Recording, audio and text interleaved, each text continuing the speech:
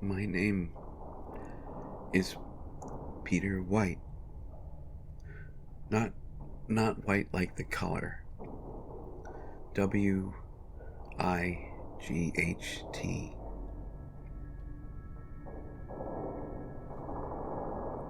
I I always wanted to be a writer, but I don't want that anymore. I also used to be a husband. I also used to be a father. My wife, Rebecca, she she believed in me.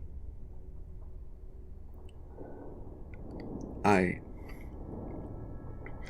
I worked at an insurance firm. I just pushed paper around. Really, it wasn't a very impressive job, but it was a job, and it paid well, and it took care of us. Helped Rebecca get through college, and then we got married. We both worked for a while, and then she got pregnant, and we had my son. And I was fine. I was completely fine. I don't know why Rebecca just saw what she saw, but she insisted on my birthday that I try to write a novel. I I'd always wanted to be a writer. I had since I was real little. I was such a fan of Stephen King and Agatha Christie and Doyle, and just a childhood pipe dream, really. But she she found a old ribbon typewriter. She found it on, I guess, eBay or Craigslist or some site or another. I didn't pay much attention to that part. What I did pay attention to was that she said it was from a famous writer who'd passed away, and that she believed that the spirit of a good writer is in the typewriter, and I had that too in me, so the book that I write should be twice as good, you know?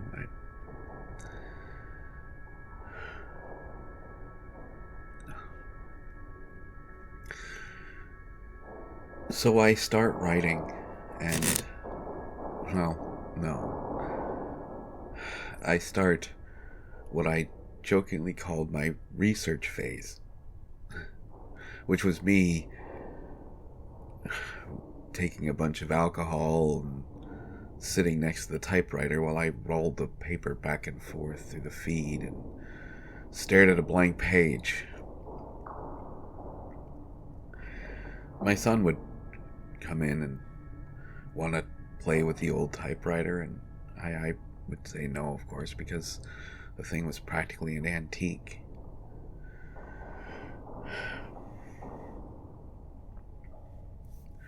Things started changing around the third week of nothing.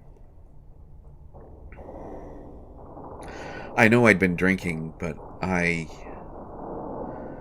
could swear up and down that I hadn't written a thing. I know I hadn't written a thing. I was 6 beers in, frustration mounting, and I got up to use the bathroom. I was angry, but I'm not that kind of person. I never have been.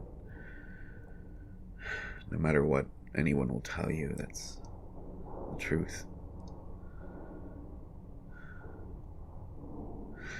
When I came back, I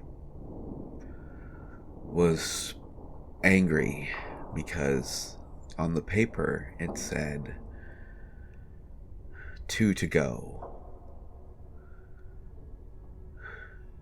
And I immediately bellowed down to my son, "Quit messing with the typewriter!"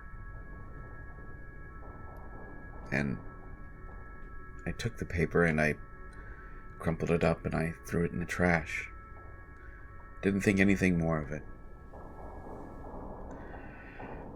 Slid a new piece of paper in and stared at it for a while and gave up again. Just no inspiration. The funny thing was I went down for dinner and I asked my son why did he mess with the typewriter when I said not to. And he just looked at me confused and said, "I didn't mess with the typewriter." Which means it had to have been me, but I don't remember writing 2 to go. And what would that even mean, 2 to go?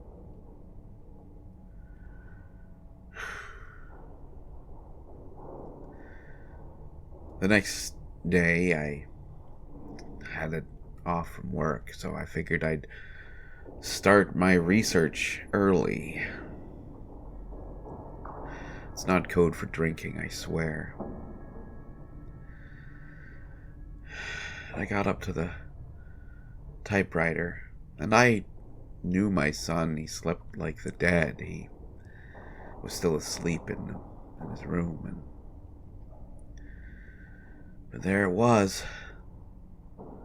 The paper, the typewriter, the words. 2 to go. You're too distracted, it said.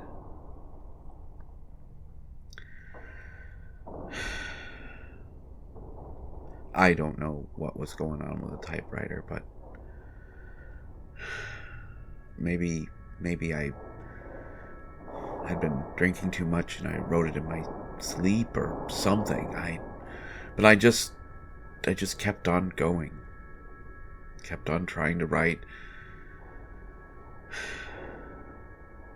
And I stared at the paper again and passed the time away, eventually just giving up. And I walked away from the typewriter completely. I went back to work that week and just kept on going.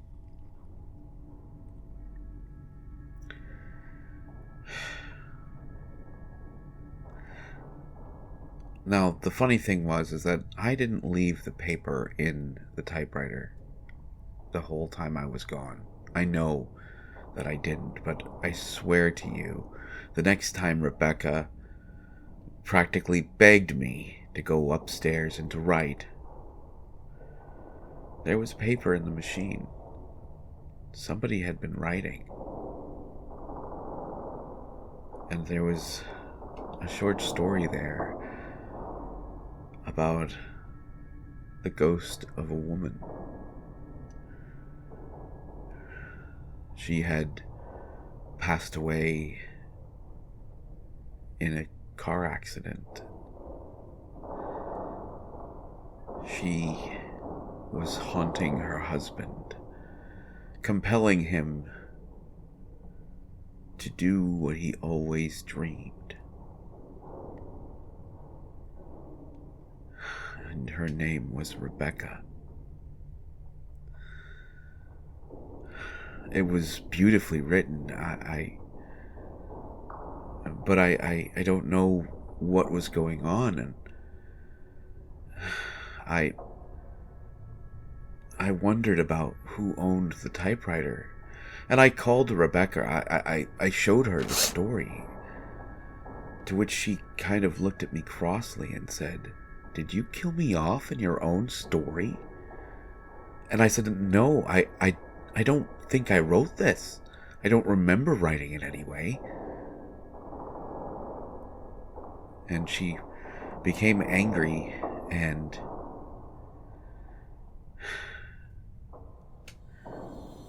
she said she was going to go drive to clear her head.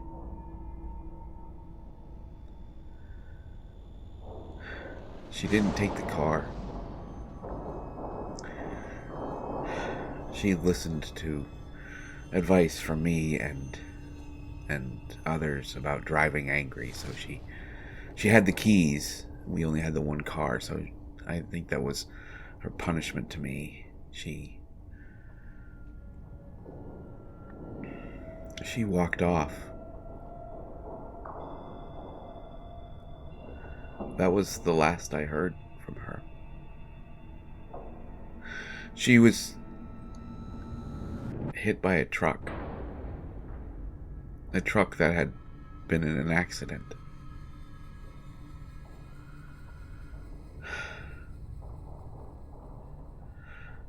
I'll spare you a lot of the details, but a couple months later, I was beside myself. I was trying to be a single parent, and it wasn't working out very well. And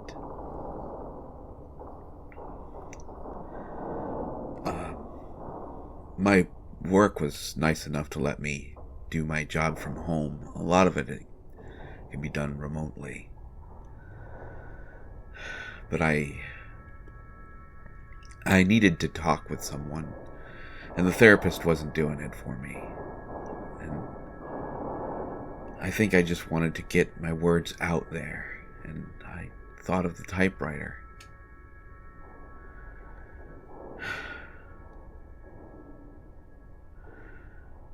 So I went upstairs, and I found that it had typed something. Now I know it was stupid, it was horrible, because it just said 3 sentences. You're a great writer. You're too distracted. 1 to go.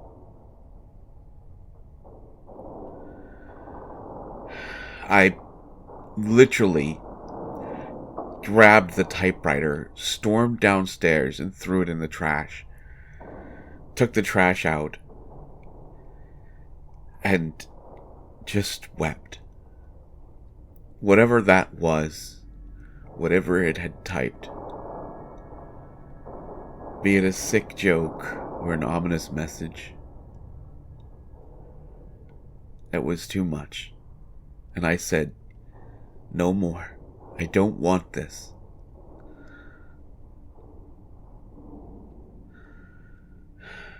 And I went through the rest of my day a little more inebriated than usual.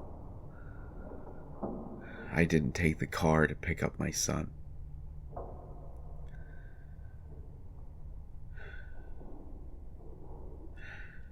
I managed dinner, and I helped him with his homework, and we went to bed, and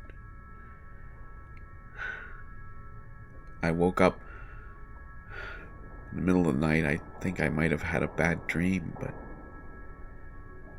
I could hear typing.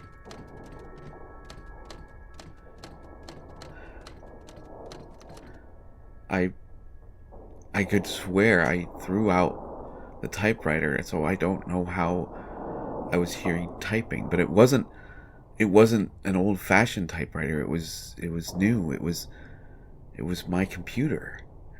So halfway up the stairs, I raced back down to my office, and I found a story. I found a story about my son.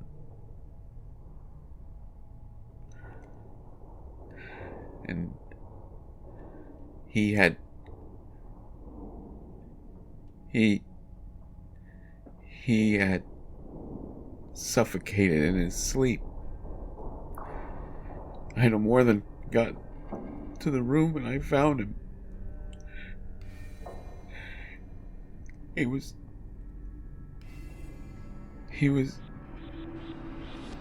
you get it. You get it. I I I called the police and I told them everything. As I was upset, I was so upset.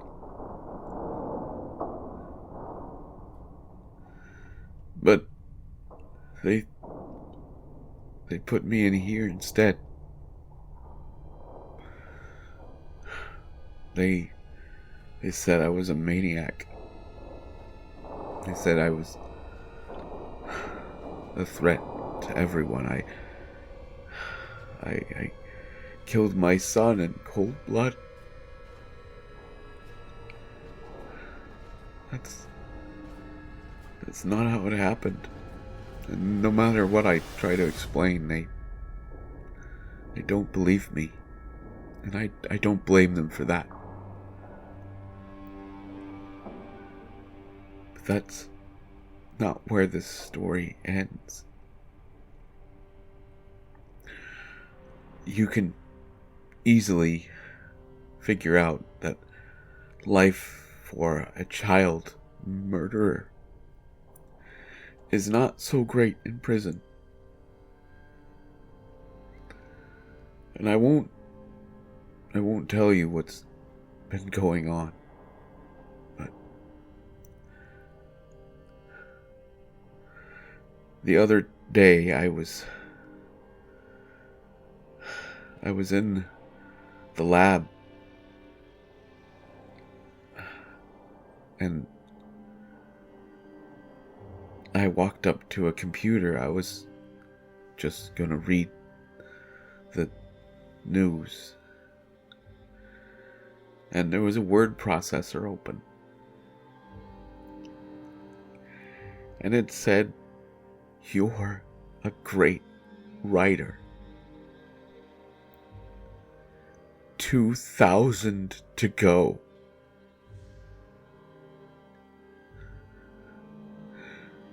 How do I tell them? It's already writing a novel.